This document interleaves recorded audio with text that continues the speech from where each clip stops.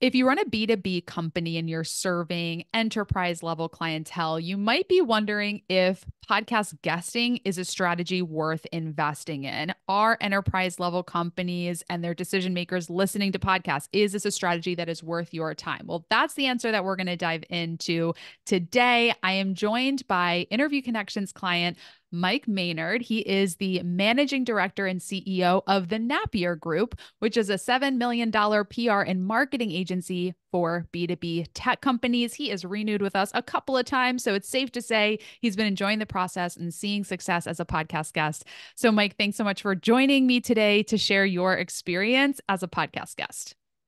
Thanks so much for chatting to me, Jessica. I think it's going to be fun.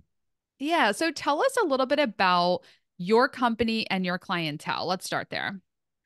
So, we're an agency that specializes in business to business technology companies. So, fundamentally, companies selling a technology solution to technology decision makers. So, we have a lot of engineering companies, for example, some semiconductor companies, and companies selling communications infrastructure. So, that's kind of our core business.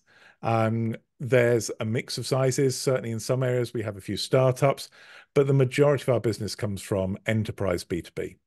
Yeah, and you've shared with me before that the sales cycle for your enterprise B2B company clients, it's a long sales cycle. This isn't the type of thing like a business coach who has a lead, hear them on a podcast, reach out, book a call, and sign up. It's a little bit different for you. So, what does that sales process look like for you? So I think our record was about 3.5 years. So can definitely take a long time where you start talking to someone, they say they're interested until they actually commit. But typically a sales cycle might be 3 to 6 months. So it's quite long, it's quite involved. Certainly with the enterprise clients, you can win the business and there's still a month or two of contract negotiations even after that, where you can still lose the business again, but it's a matter of keeping things going through. So it's quite a complex, quite a long-term thing, but probably 6 months is pretty typical. Yeah. And what we've talked to our clients about who have the target audience of enterprise level clients, larger companies where it's not just signing on a business owner as a client. There's a lot more decision makers in the room. It's a much longer process to submit a proposal, contract negotiations, all of that. And so kind of pinpointing who is that one decision maker and what podcast are they listening to, it's a different strategy because there are so many more players involved in the process. So, talk about it from your perspective as a CEO of a company that is working to gain visibility to this market. What's your experience been using podcast guesting to do that? So that's a really complex question because you're right. Over in the UK, we call it a decision-making unit or a buying committee. That can be quite complex, even for an agency winning some business. So you typically have somebody who's leading the search, particularly if it's around a certain marketing specialism. You probably have their boss, maybe the CMO involved. You might have team members you're going to work with. You've got purchasing. You might even have people from different product divisions involved in the decision because they care about their products being marketed well. So it can be very complicated, and there's not one level or one role that we're targeting. We're targeting marketing people, we're targeting purchasing, we're targeting juniors, we're targeting seniors. And I think that's the one of the great things about podcasting is you can actually reach people through podcasts that different people listen to. And so you said, is the decision maker listening to a podcast? That's a key thing. Sometimes it's not. Sometimes actually what you care about is reaching the people who you've got much less contact with throughout that sales process, and you want to give them something that's interesting or makes them feel like they relate to you better or shows them something that you believe passionately in. um, Whereas you can talk to that decision maker because they're the ones leading most of the conversations. Perhaps the junior people are going to work with you, they're really hard to get to. So podcasting is great because it can reach those people that are potentially involved in influencing a selection of an agency that maybe aren't core to the process. Yeah, that's a really good point. I mean, I'm having more, and I mean, we don't work with enterprise level companies typically, but I'm having a lot more consultations now without the decision maker. It's their marketing team member, it's their executive assistant. So getting visibility to different members of the company is super valuable. So, how do you how have you defined success with podcast guesting? Because you've continued to invest in getting booked on podcasts. So what defines the success with this strategy for you?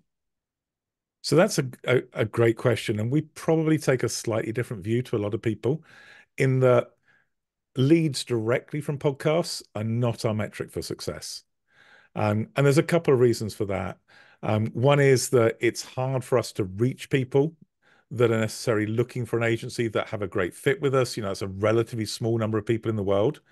And secondly, there's actually a lot of benefits that are way outside of just appearing. So we make a lot of use of podcast episodes when we're marketing the agency and going through a sales process. So we'll share links to podcasts that I've guested on that give, you know, a message about the company. And that might be for us, we're an employee-owned business, and certain clients really value that. They really care about, you know, working with businesses they see as being, you know, good from an ESG point of view. In other areas, you know, it might be something around a particular area of marketing. You know, we're pitching an account-based marketing program, and we've got podcasts I've been on where I've talked about running account-based marketing. So we use that throughout the sales process. And also sometimes in terms of just marketing, just trying to attract people. We also found, and this was really interesting, we found that actually podcast guesting was the most effective thing we were doing on SEO. And we weren't particularly active on SEO. We were doing a little bit, certainly generating content, maybe not looking at building links particularly. And our links kept improving, and we couldn't work out what we were doing right. And I remember Hannah, who interestingly is the person who decides whether we renew. She's our head of business development and marketing. And I was talking to Hannah. It's like, I don't know what you've done. You've done something really good.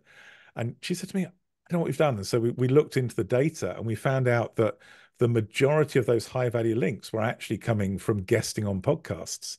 And so this is something I think is really important for us, is the SEO value of the podcast is really, really high, as well as the podcast itself. That's such a good point. And I mean, a lot of companies, most established, especially B2B companies who we're talking to today, invest in SEO.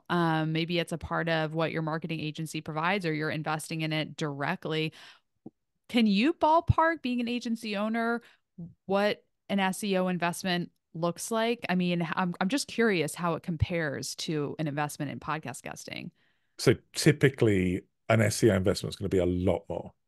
Okay. And I think, you know, I think if you look at the pros and cons, an SEO investment can be more structured. It covers a wider range of things. A podcast investment is more link building. I think rather than compare the two in terms of either or, Mhm. actually podcast guesting is a great part of an SEO strategy. So if you're looking to do SEO, you're working with an SEO agency, why aren't you podcast guesting? Because that's going to build links, it's going to build quality links, and that's really going to help. It's also going to give you content that you can use, which again helps your SEO. So I think it's not really an either or. It's if you're spending significant money on SEO, you absolutely should be doing podcast guesting as part of that. If you're not spending money, then maybe, you know, actually doing some podcast guesting is going to start ticking that SEO box. And for us, you know, as I said, we were doing some other things around SEO, really not a huge amount. We weren't spending any money externally. And the podcast guesting really made a difference in terms of boosting up our rankings. So we noticed the difference. That's amazing. And what is the positive impact on SEO do for your company? Does it increase inbound traffic? Like what does that impact look like? So the SEO side, absolutely, we get leads coming in through the website or people calling us up. So it's real leads, it's really measurable. We've seen a difference, a real uptick, both in terms of incoming leads and also converted business from those leads. So that makes a huge difference. Now, some of them might have heard me on a podcast as well, because obviously it's hard to know whether they've come purely in through SEO or from a podcast, or, you know, maybe even some other channel. But we know that there's a correlation between doing more podcast guesting and getting more inquiries on our website. Yeah, and typically, podcast, like, people may hear you for the first time on a podcast, but they don't reach out right away. And then when they're Googling and looking for an agency, they'll gravitate towards the company where they're like, oh, I think I heard that guy on a podcast. But then when they reach out, they may not ever tell you that they heard you on a podcast. So that's the thing about measuring the ROI of podcast guesting. It really works well with all of your marketing channels, SEO. Well, we've talked mainly about SEO, leveraging it in your sales process, sharing the art, sharing links to the podcast with the specific topics that are relevant to your leads.